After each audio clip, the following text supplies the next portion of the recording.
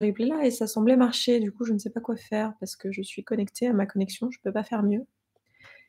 Donc je suis bien embêtée. Voilà. J'espère que ça va quand même marcher. Vous revoilà en live.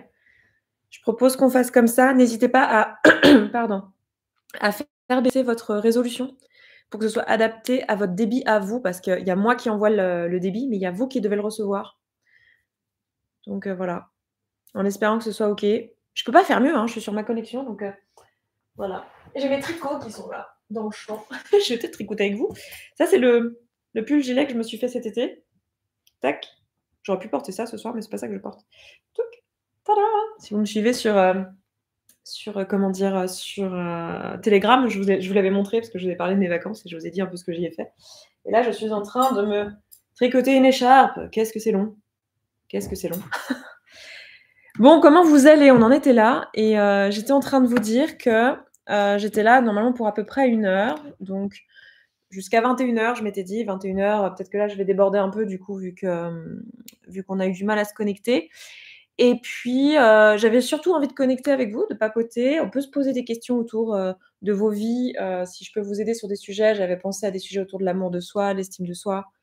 On peut aussi parler de ça, on n'est pas obligé de parler que de la pluie, du beau temps, de ma vie, mon œuvre, si vous avez envie de me poser des questions. On peut aussi parler de choses plus générales, un peu en mode tea time, vous voyez, vu que j'ai mon thé qui est là. Et je pense d'ailleurs filmer un tea time prochainement.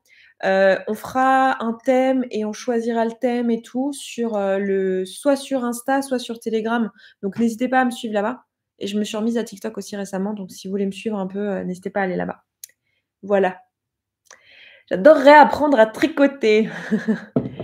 Je comprends. Moi, j'ai appris, j'ai été enfant. En fait, c'est ma grand-mère qui m'a appris. Comme beaucoup d'enfants, j'ai l'impression. Coucou tout le monde, coucou Autopsie. J'adore le jeu de mots autopsie, ça me fait trop marrer. Donc Nina, bonjour Mylène, bonjour Elodie, bonjour Laura, enfin rebonjour Laura, t'étais juste avant. Les autres, peut-être que vous y étiez, mais j'avais pas remarqué votre pseudo, je suis désolée si c'est le cas. Bonjour Salma, bonjour Blandine, bonjour Juju, bonjour Maëva. Enfin, rebonjour Maëva, t'étais sur le précédent. Va chez les voisins. Non, c'est bon, je paye un Wi-Fi ultra cher. La fille qui s'obstine, tu sais. Non, je suis chez Orange, ça coûte ultra cher. Et voilà. De toute façon, je vais déménager dans pas longtemps. Je déménage dans moins de 2 mois, là, maintenant. 1 mois et demi. Si on n'a pas trop de retard sur les travaux. Enfin, en fait, si réellement on n'avait pas eu de retard sur les travaux, j'aurais déménagé mi-novembre. Mais là, ça a été repoussé à mi-décembre. Et j'espère bien que ça va pas être repoussé plus parce que moi, je quitte cet appart le 6 décembre, je suis à la rue. Donc voilà. Donc je vais aller squatter chez des amis et tout, mais voilà. Super les tricots. Ah, trop cool, ça marche, bonsoir. Bah écoutez, je me suis juste rapprochée de la box. Je me suis mis à un autre endroit de mon salon. Je sais pas si c'est ça qui fait la différence. Salut Esther, comment vas-tu? Bah écoute, je vais très bien. Je vais très bien. Là, aujourd'hui, je voulais poster une vidéo. En fait, depuis que je suis revenue de vacances, je poste, je sais pas si vous l'avez remarqué, mais je poste tous les dimanches, je poste une vidéo. Un coup sur cette chaîne, un coup sur mon autre chaîne. Et j'essaye d'être régulière. Et normalement, j'aurais dû poster une vidéo ce soir. J'avais pas prévu de faire un live. Et en fait, j'ai 2 vidéos en cours. J'ai un vlog de la semaine dernière que j'ai pas fini de monter. Et j'ai une autre vidéo sur la Spiral Dynamics. Celles et ceux qui connaissent, on en a parlé en atelier si vous me suivez depuis longtemps ou que vous avez fait des ateliers avec moi.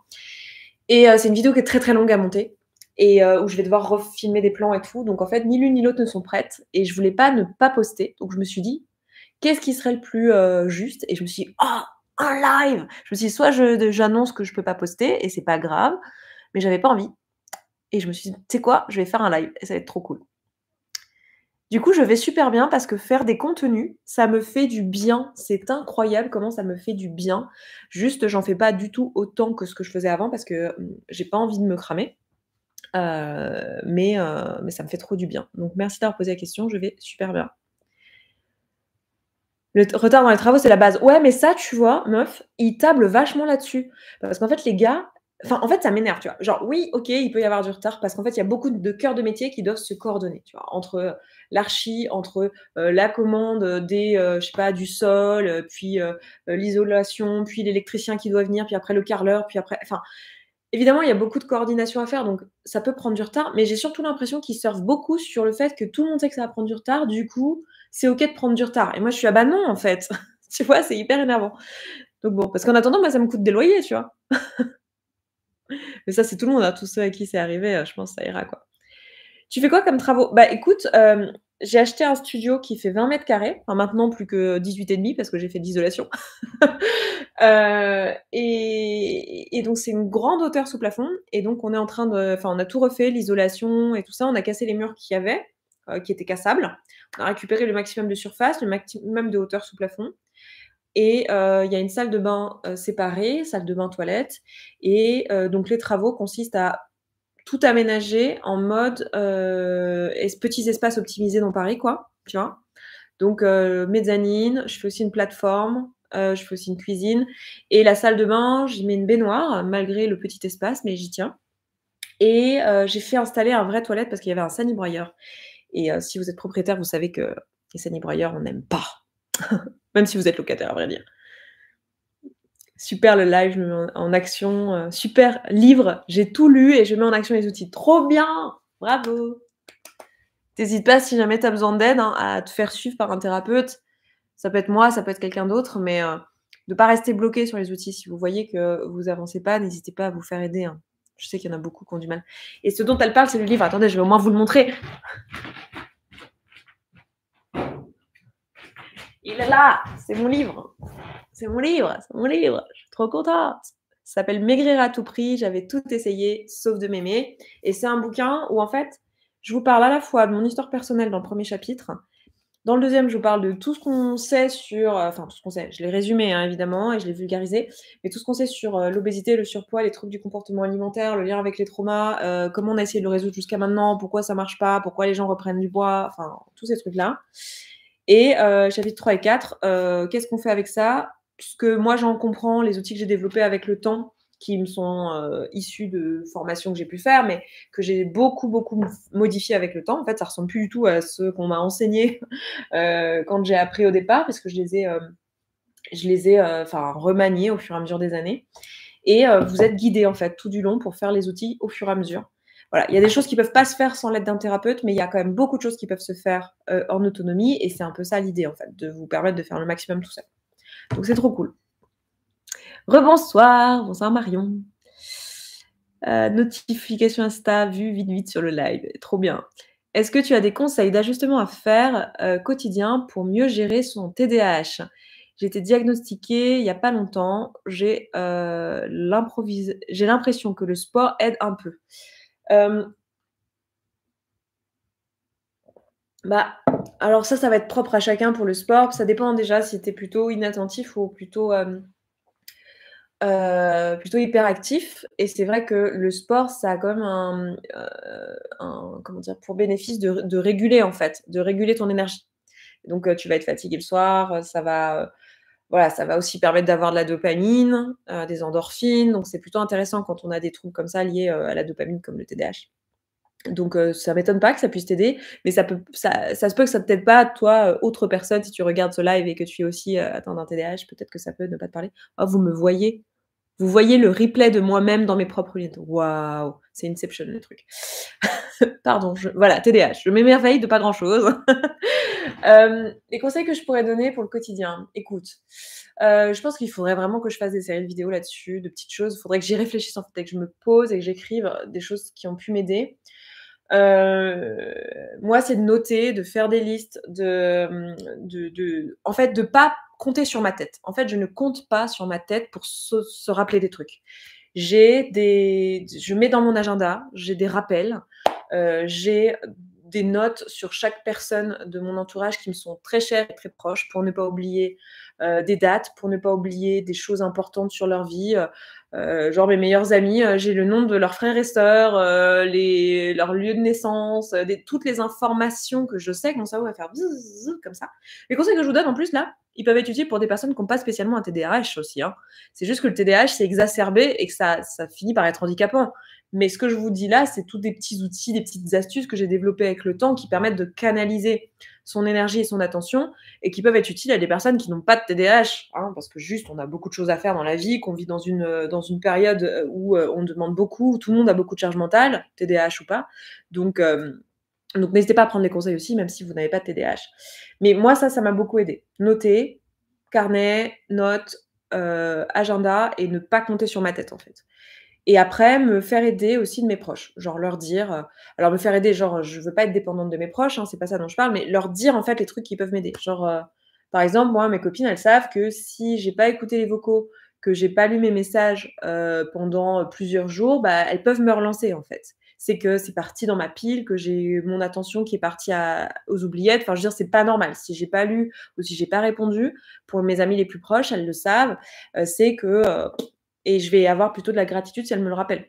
Voilà, donc n'hésitez pas à former un peu vos proches pour vous aider, pour pas que votre TDAH leur fasse du mal. Parce que le problème, c'est que parfois, ben, les personnes, elles peuvent croire qu'en fait, on les aime pas, qu'on en a rien à foutre, des trucs comme ça. Alors qu'en fait, c'est juste que, bah, c'est vraiment le TDAH, quoi. Genre, on a cru qu'on avait répondu, en fait, on n'a pas répondu, ou on a oublié le message, mais pas parce qu'on s'en fout, en fait. C'est dans notre buffer, en fait. Donc, important de communiquer là-dessus. Voilà, les petits trucs qui me viennent là comme ça, mais évidemment, il y a plein de choses, hein, que je pourrais dire. C'est ce qui me vient là. Merci pour toutes tes vidéos sur le TDAH, ça m'a beaucoup encouragée, à consulter. Et bah, écoute, c'est tant mieux parce que c'est exactement ce à quoi ça sert, ce genre de contenu, c'est de pouvoir vous aider à vous aussi aller chercher de l'aide. L'idée, c'est pas de s'auto-diagnostiquer évidemment, hein, mais c'est d'avoir des indices en fait sur ce qui pourrait, vous aider quoi. Attendez, je suis en train de supprimer l'autre replay qui ne sert à rien, histoire que les personnes tombent sur cette vidéo et pas sur l'autre replay de la vidéo d'avant. C'est vraiment l'idée quand je partage des choses sur ma vie à moi, qui sont personnelles, c'est aujourd'hui, en tout cas, ça n'a pas toujours été le cas. Il y a eu des moments où YouTube m'a aussi servi à moi organiser mes idées, tester enfin parler en fait des sujets, exorciser un peu les trucs qui s'étaient en moi, un peu presque thérapeutique. Aujourd'hui, c'est plus le cas parce que je suis très bien entourée, j'ai des psychothérapeutes qui me suivent, j'ai des amis avec qui je peux parler de tout. J'ai vraiment un entourage où en fait, j'ai pas de personnes, ça c'est aussi un conseil que je peux donner, mais en fait, j'ai pas de personnes aujourd'hui qui ne sont pas, un minimum ouverts aux neuroatypies ou qui ne sont pas eux-mêmes dans des neuroatypies. Ou quand je dis neuroatypie, en fait, je parle au sens large parce qu'en fait, tout ça, c'est un spectre et l'idée, c'est pas de se foutre une étiquette sur la tronche, mais on est tous, plus ou moins sensibles, on est tous, plus ou moins, avec des difficultés scolaires, enfin, on n'est pas tous pareils dans tous les niveaux et en fait, aujourd'hui, j'ai plus de personnes dans mon entourage qui sont pas, sensibilisées à ces trucs-là et qui n'acceptent pas, en fait, la manière dont je suis naturellement. Les personnes, pour qui c'est dur, en fait, elles se sont écrémées d'elles-mêmes de mon entourage, en fait. J'ai plus de personnes proches qui ne supportent pas mes fonctionnements et ça a été le cas dans le passé, hein. J'ai été en couple des années avec quelqu'un qui souffrait de mon TDAH. Voilà. Aujourd'hui, j'aurais plus envie de faire ça. Penses-tu qu'aujourd'hui, le calibrage hormonal et l'arrêt du sucre. Écoute, tu m'as posé la question, Mylène, sur, le groupe Telegram et j'ai enregistré un TikTok qui sortira demain où je réponds à ta question. Du coup, qu'est-ce qu'on fait? Est-ce que je réponds maintenant? Est-ce que, je t'envoie sur TikTok?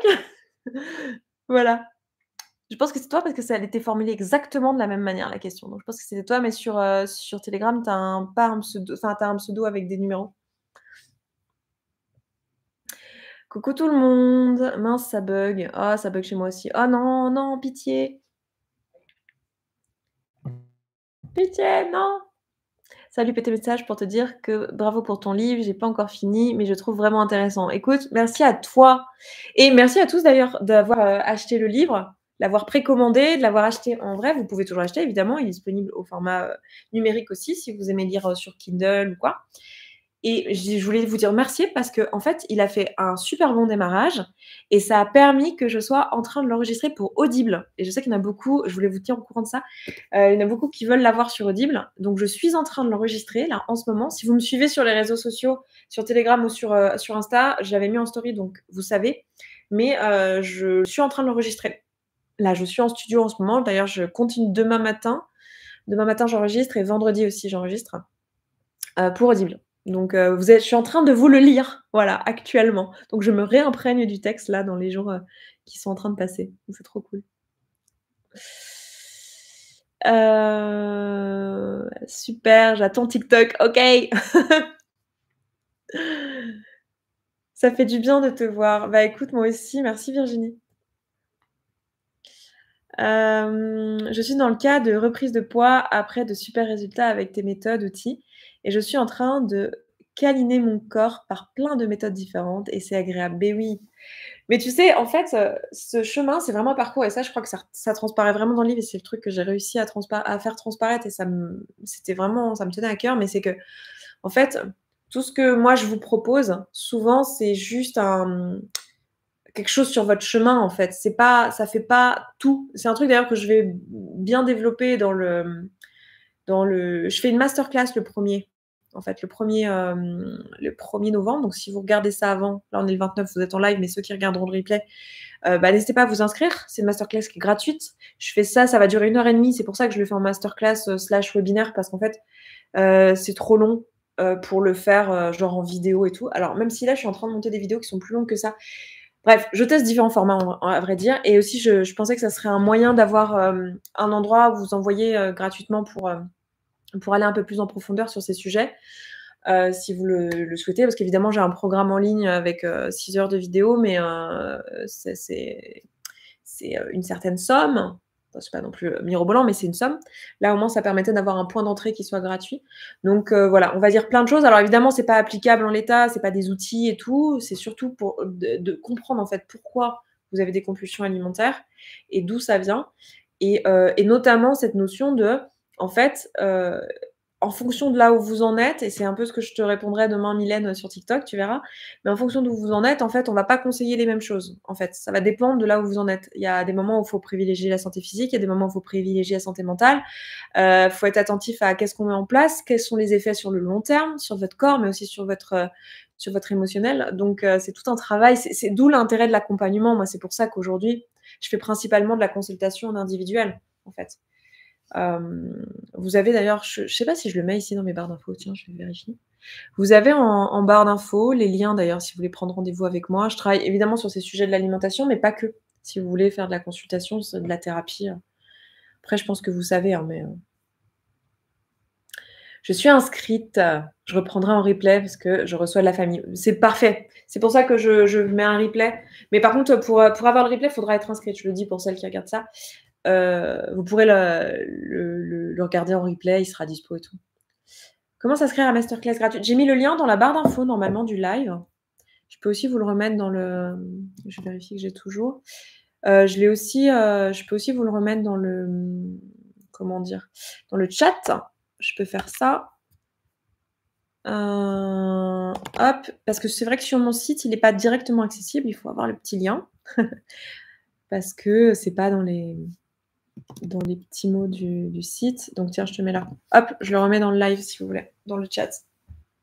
Je sais pas si vous allez le voir tout de suite, mais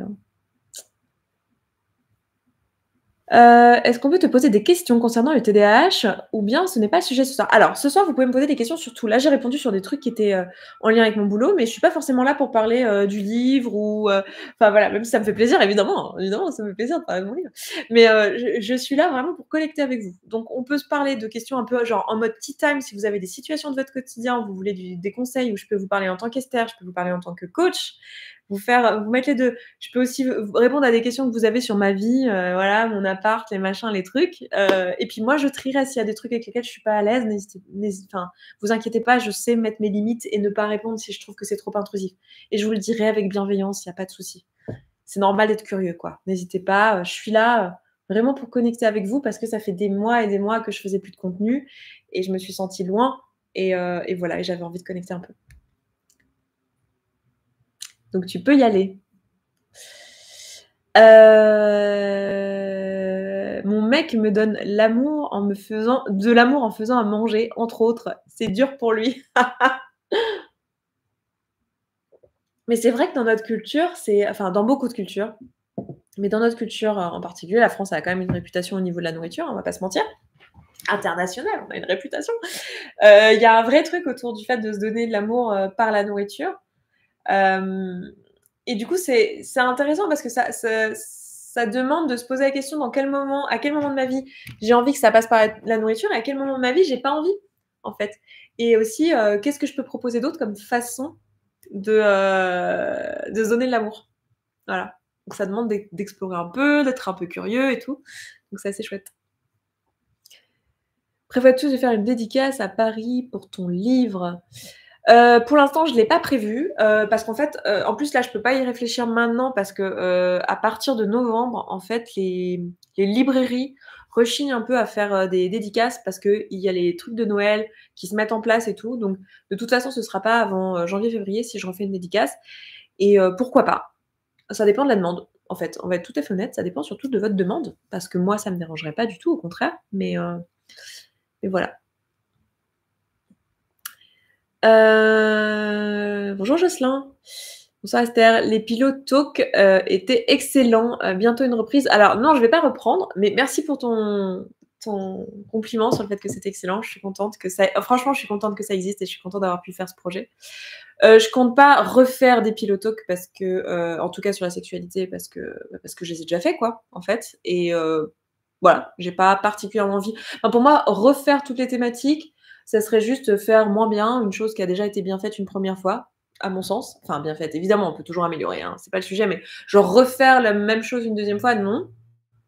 Ça pourrait être sur un autre sujet, mais pour l'instant, j'ai pas forcément une idée en tête et j'ai pas le budget. Entre-temps, j'ai fait un burn-out. Mon entreprise, elle a fait divisé par 10 en chiffre d'affaires. Voilà, maintenant, je suis toute seule avec mon assistante pour travailler, ce que j'adore en fait. En vrai, ça me fait un bien fou de juste revenir à un truc simple, de la thérapie en groupe et en individuel comme je le fais là, j'adore. Mais il faut de la trésorerie pour ce type de projet. Et là, je suis en train de rembourser plutôt de l'argent que j'ai emprunté pendant mon burn-out parce que quand on est à son compte, les amis, et ben quand on fait un burn-out, on n'est pas genre payé. Voilà, quand on est en arrêt maladie, etc. Donc d'ailleurs, j'ai pas pu faire un arrêt vraiment maladie. J'ai beaucoup ralenti, mais du coup, voilà, j'ai fait un emprunt professionnel pour pouvoir me payer quand même. Et du coup, je suis en train de le rembourser. Donc pour l'instant, je suis plutôt en train de renflouer les caisses que je ne suis en train de financer ce genre de projet. Donc pour l'instant, non. Et de toute façon, j'en ai pas l'envie parce que là, tout de suite, c'est pas une frustration de pas avoir le budget parce que j'ai pas le sujet et j'ai pas l'envie de le faire tout de suite dans la mesure où je suis post-burnout, que j'ai quand même écrit un livre et que parce que je l'avais commencé avant et je voulais absolument le finir après. Mais je suis plutôt dans une économie d'énergie à faire les choses qui me font du bien et à faire moins de gros projets par peur de refaire trop de choses, en fait. Voilà. Donc pour l'instant, je suis plus dans une logique comme ça. En espérant que ça vous inspire aussi pour celles qui ont tendance à se surmener. Parce que voilà, au final, vous voyez, on se surmène, puis j'ai fini par complètement me déconnecter de YouTube parce que je pouvais plus physiquement et je me retrouve à pas être là pendant 1 an, voire quasi 2 ans. C'est chiant, quoi. J'aime autant faire moins de vidéos, pas faire des énormes projets et juste y aller tranquille. Tiens, question tea time.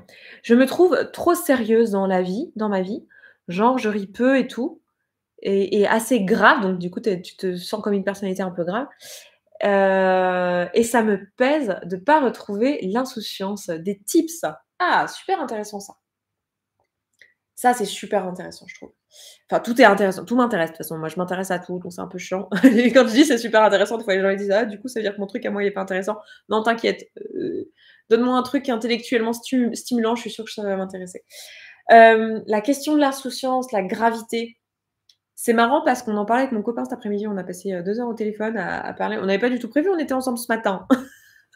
On a passé la soirée d'hier soir ensemble, on était ensemble ce matin et cet après-midi on s'est appelé, on a passé 2 heures au téléphone et du coup on est parti dans des discussions et notamment on parlait du fait qu'en ce moment on avait des sujets graves à discuter et qu'on cherchait à mettre un petit peu de la légèreté, de l'insouciance et tout, parce qu'on a aussi des gens qui peuvent être vite très graves dans nos vies.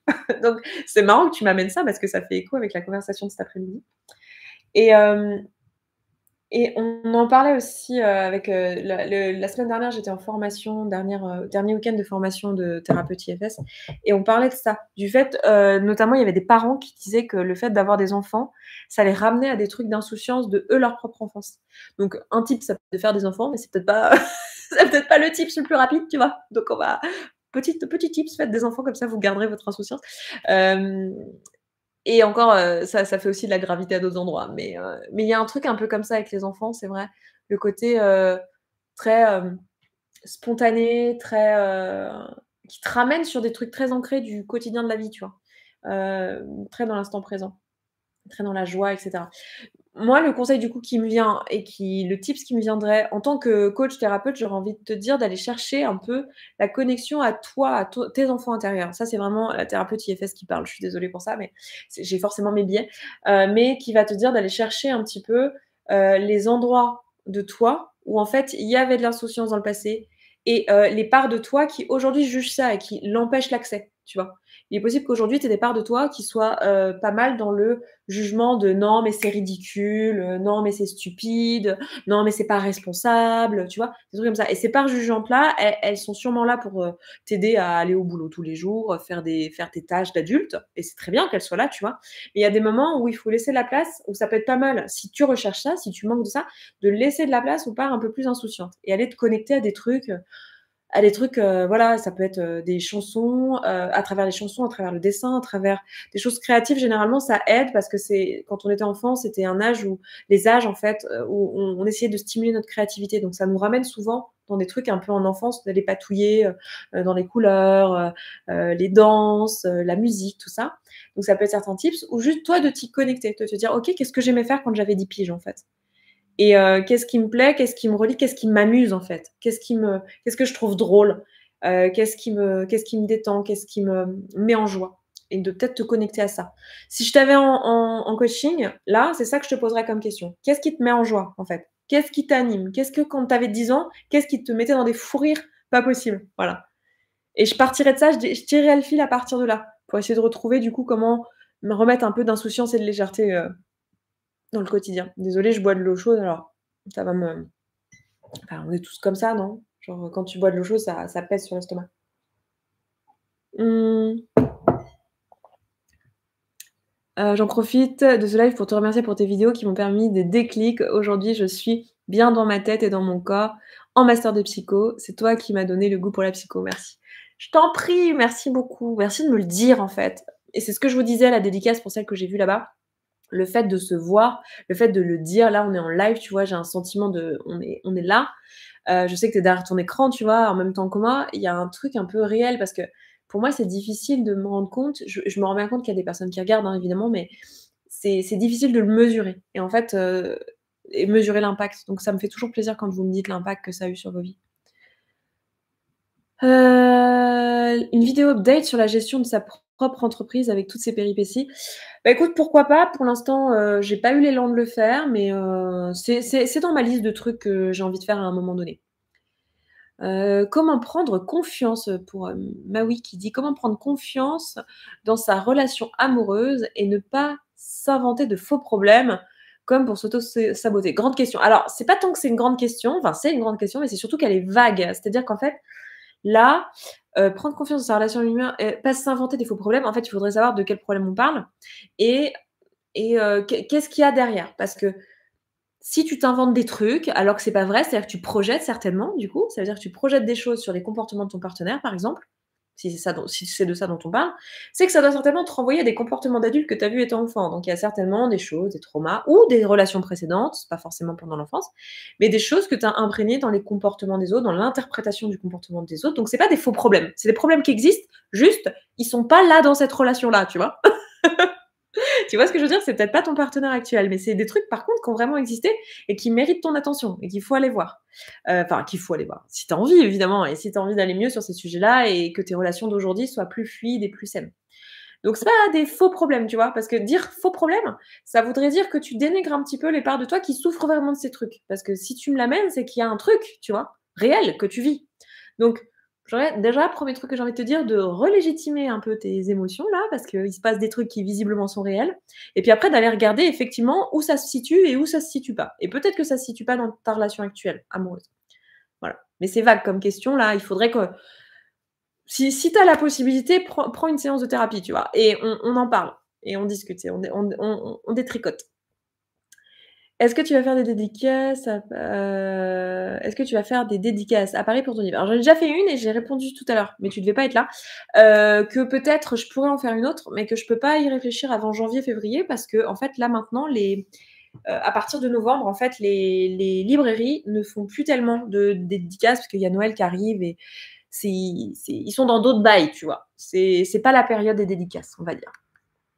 Voilà. Je mets comme ça vous voyez ma magnifique, gravure derrière, magnifique, photo, peinture incroyable. Alors je suis en train de rater plein de messages. Je suis désolée si je vous rate, n'hésitez pas à me le remettre. Alors, j'ai associé par le passé être heureuse et égoïste au détriment des autres. Est-ce que tu aurais des pistes pour réussir à profiter de cette émotion et ne plus la fuir? Alors, là, je manque de ponctuation pour comprendre ce que tu m'as mis. Puis il y a un début. Attends, pardon, je lis le message avant. Je réalise que j'ai un problème avec la gestion de l'émotion dans la joie, de la joie. Ça paraît bizarre, mais quand j'en ressens, je ne sais pas quoi en faire et je finis par faire une compulsion. Je crois que je l'ai associé par le passé, à être heureuse, égoïste au détriment des autres. Est-ce que tu aurais des pistes pour réussir? OK.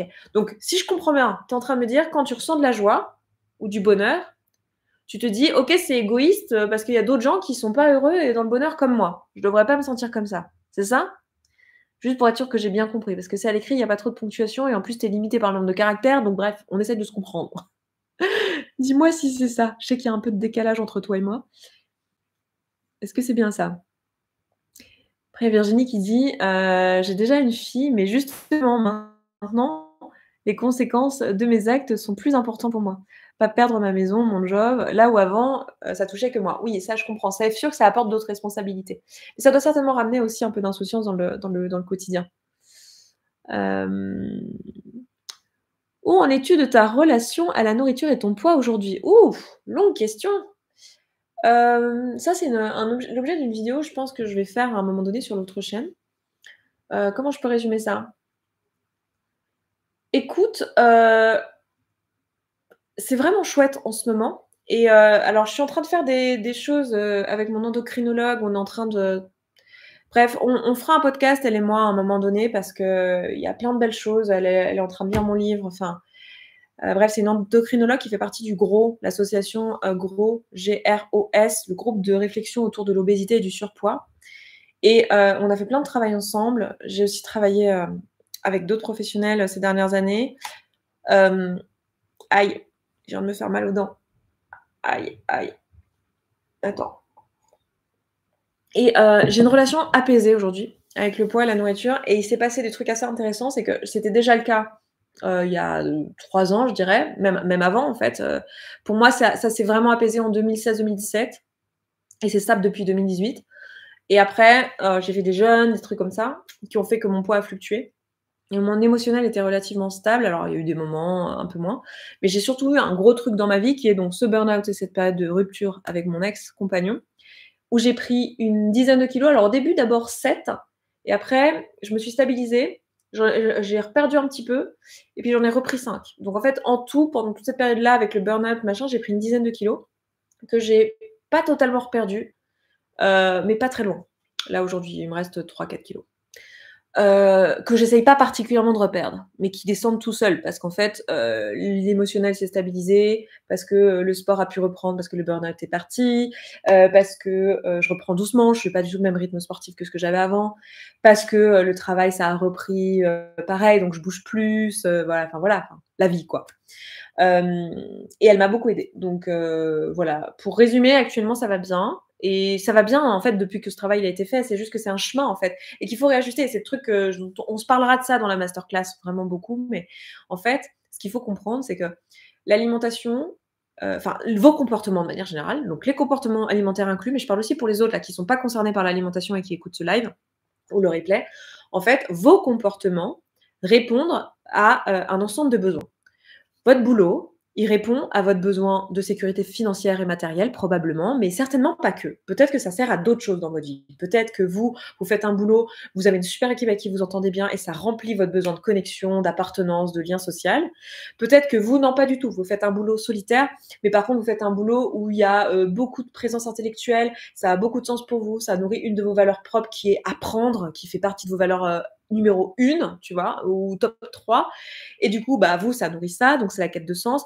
Enfin, bref, vous avez compris. En gros, tout ce qu'on fait dans la vie, les actions qu'on a, vu qu'on a énormément de besoins, elles remplissent plusieurs besoins, en fait. Chaque activité remplissent plusieurs besoins. Et la nourriture, c'est la même chose. Ça remplit plusieurs besoins dans votre vie.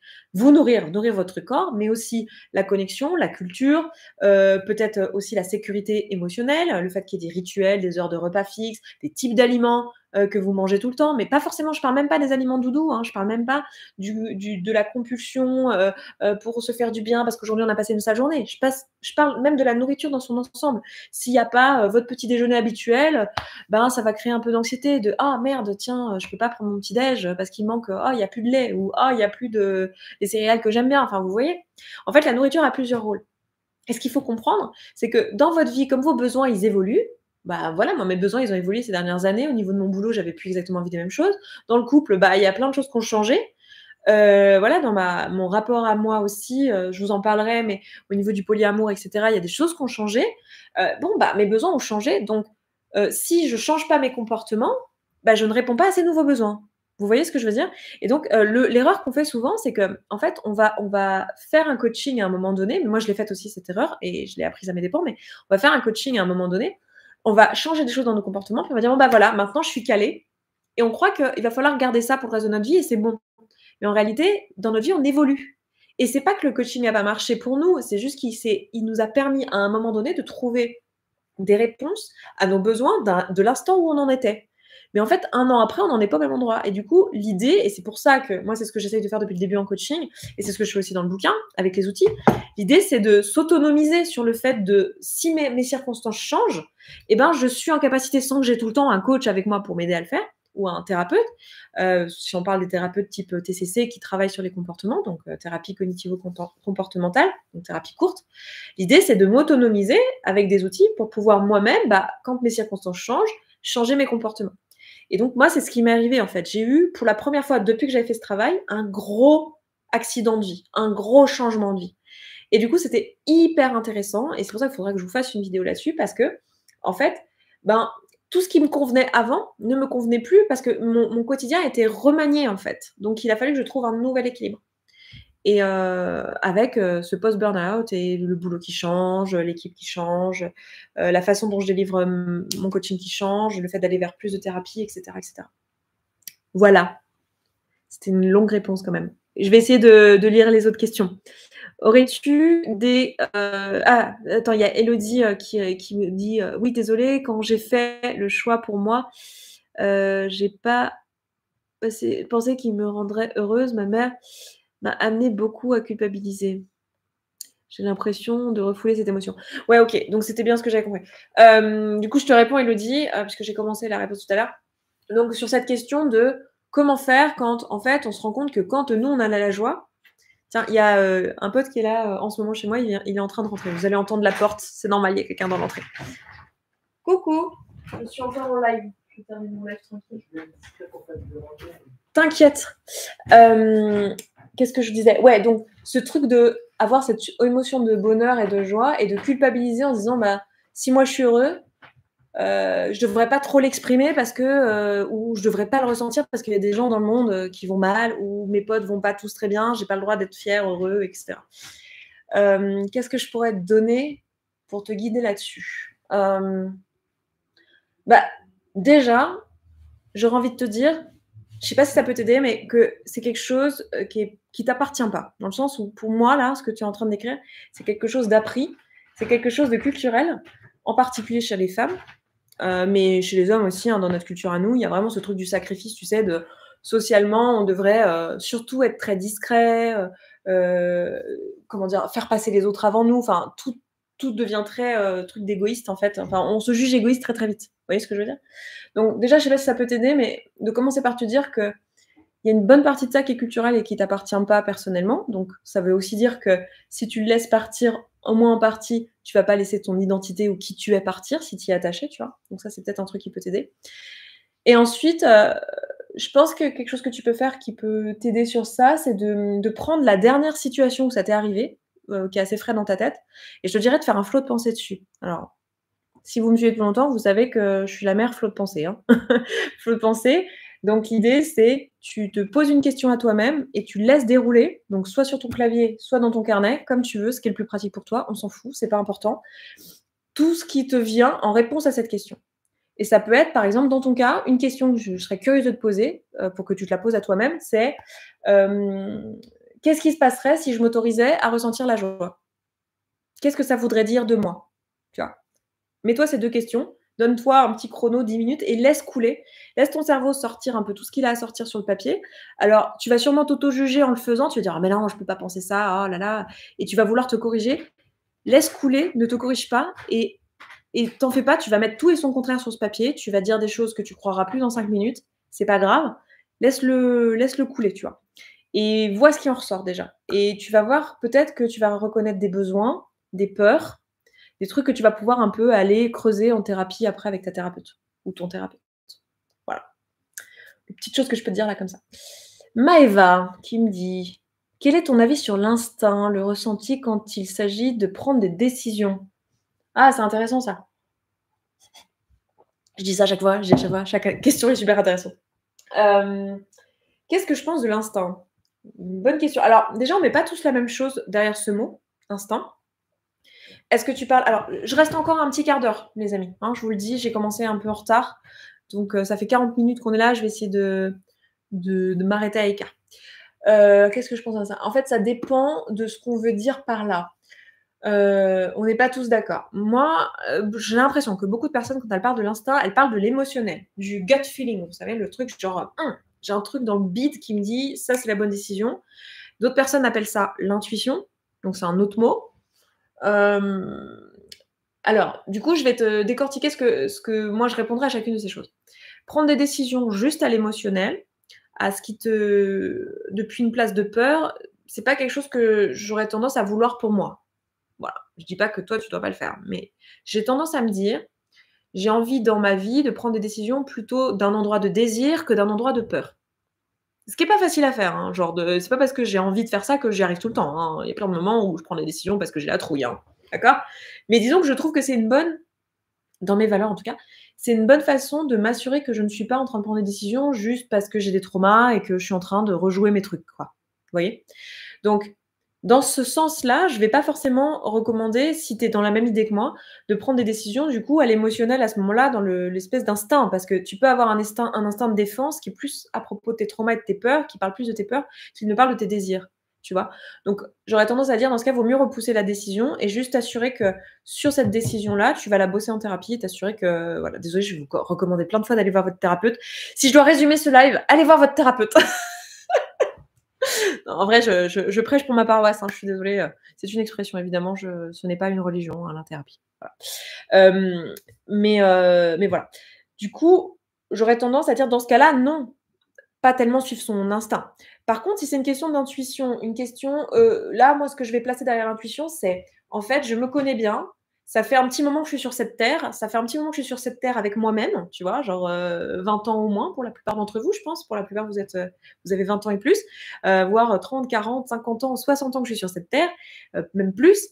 Donc je commence à avoir une petite modélisation dans ma tête des gens autour de moi, des décisions de vie, à quoi ça ressemble, de comment moi je vais me sentir quand je prends telle ou telle décision. Donc, je commence à avoir une intuition de ce qui est bon pour moi, sans avoir besoin de faire une décision rationnelle où je décortique tout, parce que j'ai quand même une première idée majeure, comme ça, qui me vient quand il y a une décision, qui est en fait juste mon cerveau qui est très bon et qui a compilé toutes mes décisions passées et j'en ai appris quelque chose en fait. J'ai fait des erreurs dans mon passé, j'ai pris des bonnes décisions, j'ai pris des mauvaises décisions et mon cerveau, il se rappelle de tout ça et il est capable de me dire là, en partant de ce que j'ai fait par le passé, me proposer une idée de ce qui devrait me convenir dans le futur.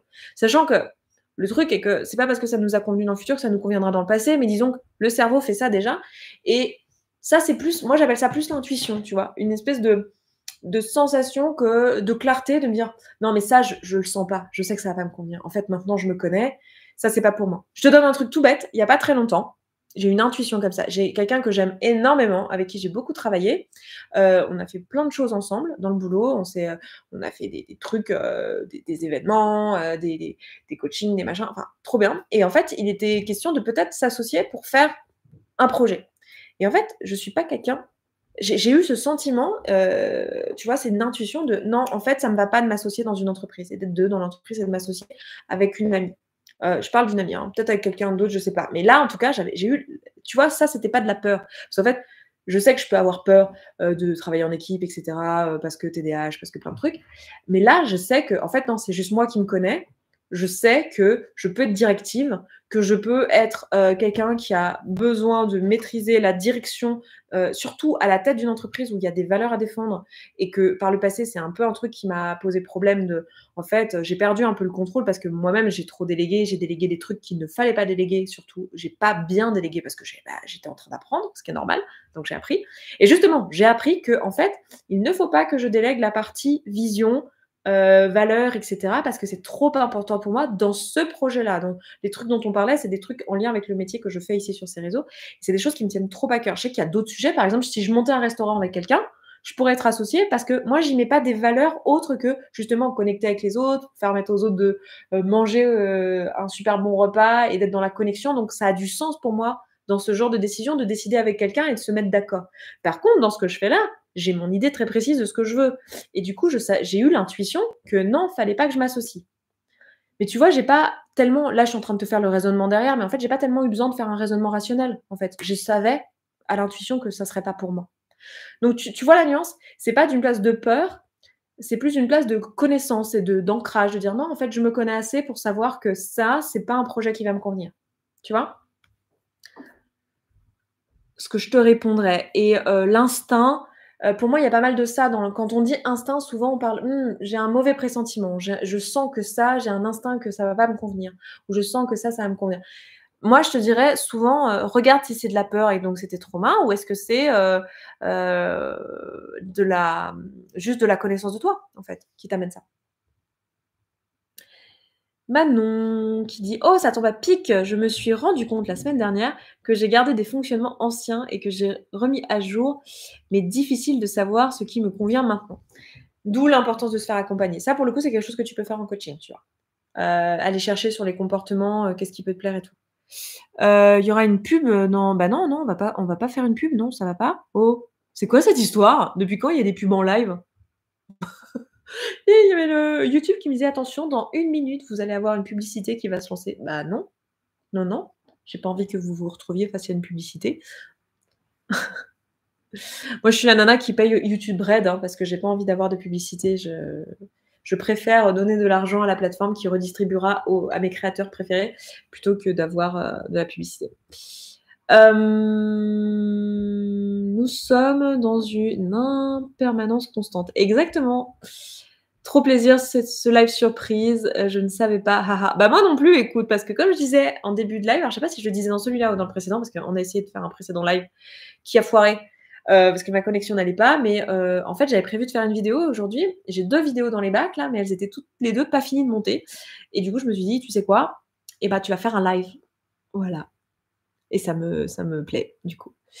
Ça me parle beaucoup, j'adore les flots de pensée, je pense que la question va beaucoup m'aider à creuser, merci. Je t'en prie Elodie, trop cool. Leslie qui dit: «Comment retrouver du sens après avoir vécu des changements importants dans sa vie?» Ouh, là aussi je vais te dire un peu comme, j'ai dit à l'une d'entre vous un peu plus tôt, c'est très vague comme question, mais je vais quand même essayer de décortiquer. Du sens après de gros changements dans la vie. Mmh. Si, je sais par quoi je peux t'orienter. Quand tu as eu des gros changements dans la vie, souvent, le premier truc qui t'arrive juste après, c'est de l'insécurité. Au sens, soit insécurité matérielle, soit insécurité émotionnelle. Ça dépend de la nature des changements. Donc, premier truc que je te dirais, remets de la sécurité, recrée-toi un socle. Parce que tu te rappelles de ta pyramide de Maslow, hein, ta pyramide de Maslow, en bas, tu as besoin physiologique, sécurité, ensuite tu as amour, appartenance, ensuite tu as estime de toi et ensuite tu as sens. Sens, bonheur, épanouissement. Ça, c'est tout en haut. Et dans la pyramide, si tu veux, il faut que tu remplisses tes besoins dans l'ordre. Alors, dans la pratique, on sait, et en plus, ça rejoint ce que je vous disais un peu plus tôt, que les actions qu'on fait remplissent plusieurs besoins, qu'on ne les fait pas toutes forcément dans le même ordre. Mais c'est quand même une bonne idée quand tu ne sais pas par quel bout prendre un problème. Reprends-le en bas dans la pyramide de Maslow, construis-toi le socle. Donc, si là, pour l'instant, tu ne sais pas comment remettre du sens, que tu n'as pas un truc évident qui te vient, recommence déjà par remettre de la sécurité. Remets la sécurité, assure-toi que tu es en sécurité émotionnelle avec tes proches, avec les gens que tu aimes, recrée du lien. Assure-toi que tu es en sécurité matérielle, que tu vois, enfin, quand je dis recrée du lien, c'est même le besoin d'au-dessus, c'est l'amour, l'appartenance. Mais déjà, assure-toi que tu es en sécurité dans tes relations, que tu n'as pas peur du rejet, de l'abandon. assure-toi que tu es dans un lien sécure et crée-le si c'est pas le cas. Va en thérapie si tu as besoin pour que toi te le créer. Parle-en avec tes proches si tu as besoin de comment dire? D'ajuster tes relations. Matériellement, même chose. Assure-toi d'avoir mis en place les choses qu'il faut pour que tu te sentes bien matériellement. Ensuite, crée du lien, regagne en estime de toi, fais des choses qui ont du sens, pas du sens, mais qui ont pour lesquelles tu as de l'estime toi-même, que tu valorises, des choses que tu trouves bien. Tu dis: «Putain, ça c'est cool, ça c'est être une bonne personne quand on fait ces trucs-là». Fais ces choses-là, ça va te permettre de regagner en estime et après tu vas voir que si tu fais tout ça, ça va généralement sourire de lui-même en fait. Les choses qui ont du sens vont venir d'elles-mêmes et si ça vient pas, ben amène-le en thérapie et on peut bosser dessus.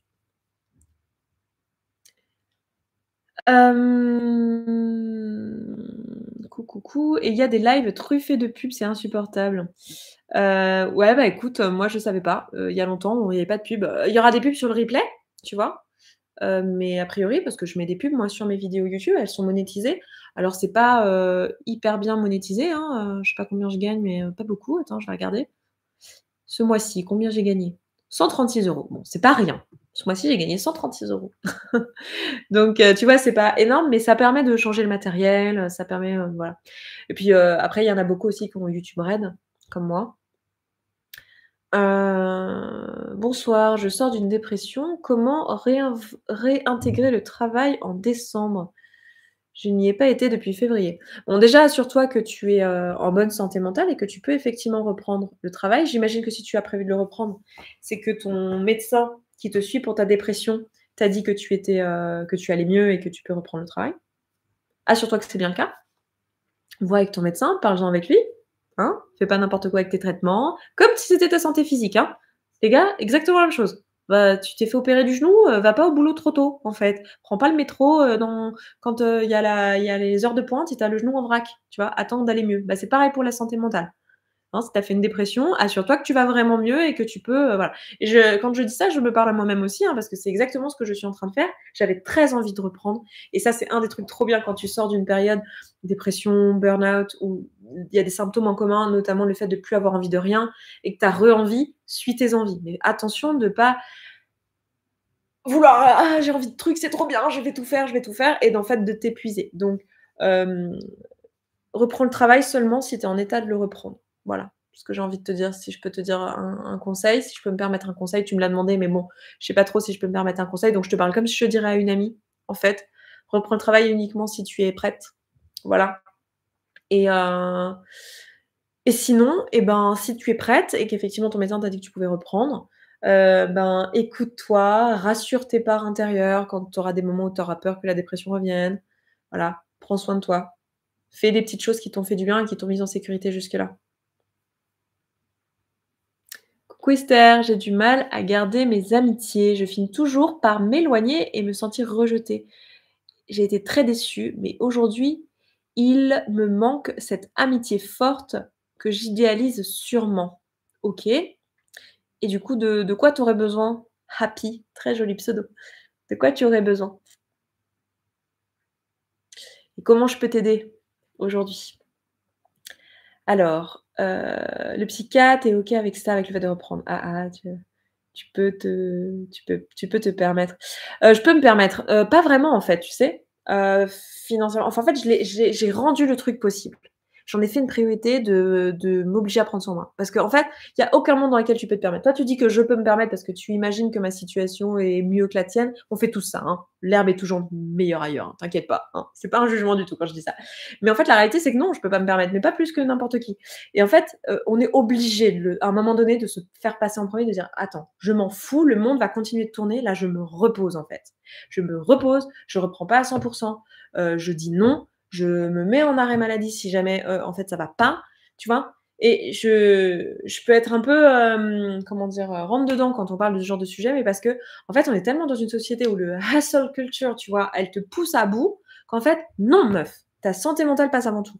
Donc, si jamais ton médecin t'a dit que tu pouvais reprendre, c'est qu'il estime que tu peux reprendre. J'imagine que vous en avez parlé, que voilà, c'est pas fait, au pied levé comme ça. Mais si ça va plus de nouveau, ben, tu t'arrêtes quoi et puis au quotidien, tu tiens compte de ça et même dans ton travail, si tu dois refuser des choses, des responsabilités et cetera, tu peux le faire. En fait, il y a beaucoup de croyances sur le fait qu'on peut pas, mais en fait, à un moment donné, je pense que les entreprises sont en train de le capter d'ailleurs, en fait, les gens ont beaucoup plus à perdre de cramer leurs salariés, en fait. Donc à un moment, voilà, santé mentale avant tout. Merci pour ces super conseils, ça résonne beaucoup. Et je t'en prie. C'était, rapport au conseil. Je pense que le retour au boulot et transition, j'ai perdu tout sens. Cela n'a plus de valeur pour moi. Le boulot de bureau. Ouais, ça, vous êtes extrêmement nombreux à vous reconnaître là-dedans et je sais que c'est super difficile du coup. Cœur sur vous et moi j'ai bon espoir que la société change parce qu'elle est en train de changer là, avec justement vous, moi, tous ces gens qui, justement ont besoin de remettre du sens. Donc c'est en train de changer, c'est en train de changer et d'ailleurs merci aux jeunes générations là, génération Z qui, refusent en fait, des boulots qui ont pas de sens et des boulots où, en fait ils disent aux employeurs: «Ah ouais mais non en fait, je vais pas faire ça, non, non, je vais pas bosser jusqu'à 22h, non, non, je vais prendre mes vacances, je vais prendre mes week-ends» et du coup ça change, l'univers de l'emploi, donc ça va forcément faire des profonds changements dans le futur. Euh, mais, euh, mais en attendant, ouais, c'est pas évident pour vous. Je vois que je suis en train de perdre ma concentration, je sens que je suis sur la fin et que je suis fatiguée, qu'il est temps qu'on termine le live. On avait prévu de le finir, donc c'est très bien. Je prends juste la suite de la question de Happy parce que je lui ai demandé comment dire, de me préciser et puis je m'arrêterai là. Comment lier de nouvelles amitiés fortes quand on n'est plus dans un système scolaire? D'accord. Quand on a 30 ans et qu'on a moins de facilité à nouer de nouvelles amitiés. Alors, ben, je vais te dire quelque chose que je disais beaucoup dans la communauté, quand la communauté existait encore, aux personnes qui disaient justement qu'elles ont du mal à trouver des personnes avec qui avoir des relations profondes. Euh, le truc que je te dirais, c'est OK, les personnes avec qui tu as envie de connecter, la personne idéale avec qui tu as envie d'être amie, qui c'est? À quoi elle ressemble? À quoi elle ressemble dans sa personnalité, hein, je veux dire, parce que bon, physiquement, on s'en fout un peu. Enfin, ça va pas t'aider pour la retrouver. Mais qu'est-ce qu'elle aime? Qu'est-ce qu'elle fait de ses journées? Qu'est-ce qu'elle fait de ses week-ends? Et d'aller à cet endroit, en fait. Genre, si toi, les gens que tu as envie de rencontrer, avec qui tu as envie de connecter, c'est des gens qui font des activités, je sais pas, culturelles, bah, va dans des lieux culturels, en fait. Si c'est des personnes qui parlent de psycho, va sur des Discord qui parlent de psycho. Si tu vois, va dans des communautés, va dans des endroits, va dans des événements où en fait tu vas rencontrer des gens qui te ressemblent. Si toi c'est des gens qui voilà ont valeur haute, des trucs autour du yoga, va faire des retraites de yoga en fait avec d'autres gens qui du coup eux aussi valorisent le yoga, tu vois. Pose-toi la question de tes valeurs, de sur quoi tu as envie de connecter et va là où les gens que tu as envie de rencontrer sont. Tu vois ce que je veux dire? Voilà le conseil que je pourrais te donner. Je me sens submergée, donc j'ai l'impression de prendre assez de temps pour les gens et les activités, trop survoler l'univers et d'oublier les miens. Trop de survoler d'univers et en oublier le mien. Et ben, remets de la conscience sur toi. Laisse-toi, mets des limites en fait. Hein. Ça va être un gros sujet. On en a parlé dans le cercle de parole ce mois-ci. Ah oui, je sais pas si vous savez. Bah tiens, bah voilà, je vous le dis pour ceux qui sont restés jusque-là. J'ai commencé les cercles de parole. Alors, j'en faisais dans la communauté, mais comme j'ai fermé la communauté pour justement pas faire trop d'activités, ça a contribué à pas faire trop de choses. J'ai décidé de garder un cercle de parole par mois à thème et à prix libre. Donc voilà, vous pouvez mettre minimum 1 € et voilà. Donc celui de novembre, il n'est pas encore annoncé et ça se passe sur mon site, donc n'hésitez pas à aller sur se sentir bien.coach si vous voulez vous inscrire au cercle suivant. Mais celui d'octobre, il était sur la charge mentale et on a parlé justement de la question des limites pour peut-être comme sujet pour le mois prochain. Donc ce sera peut-être celui-là, peut-être ce sera un autre sujet. Mais en tout cas, ce sera certainement l'un des prochains sujets. Donc n'hésitez pas si vous voulez venir en cercle de parole. Voilà, écoutez, je vais m'arrêter là les amis. Est-ce que tu as une date pour les dédicaces à Bruxelles? Non, pas encore. Je vous tiendrai au courant sur les réseaux. Vous en faites pas. Dès que je l'ai, je vous tiens au courant. Mais ce ne sera pas avant janvier. J'habite dans une ville rurale, je viens de cette petite ville, mais je réfléchissais à de très bons conseils. Oui, en fait, c'est pas parce que tu es à distance que tu peux pas aussi avoir des gens, tu vois, en ligne, etc., se rencontrer sur des week-ends. Enfin, il y a des choses possibles, même en zone rurale. Mais c'est vrai que ça demande de réfléchir à où trouver ces gens-là. Et je comprends que la gymnastique, elle est pas facile parce qu'avant, dans tes amitiés et tout, c'était à l'école, quoi. L'école, le boulot. Et bah, si tu n'as pas rencontré pendant ces périodes-là des personnes ou que vous êtes perdu de vue parce que vos vies ont changé, bah, c'est vrai que ça peut être un peu frustrant. Donc voilà. Bref, merci les amis. Bonne soirée à tous et toutes. Merci pour ce temps. Merci pour ces échanges. C'était chouette. J'espère que ça vous aura apporté à vous aussi. Moi, c'était très cool. Ça a rempli le besoin qui était de connecter avec vous, de me sentir proche. de papoter de trucs légers, mais aussi de répondre à vos questions, de vous aider sur des sujets parce que ça me fait plaisir. Et puis, bah, écoutez, rendez-vous dans la masterclass pour celles et ceux qui viendront. Rendez-vous dans les cercles de parole pour celles et ceux qui viendront. Rendez-vous dans les prochaines vidéos pour celles et ceux qui les regarderont. Dans le podcast qui reviendra très bientôt. Et puis, bah, sur tous les réseaux. Et puis, bah, je vous embrasse. Je vous souhaite une très belle soirée. Ciao, ciao.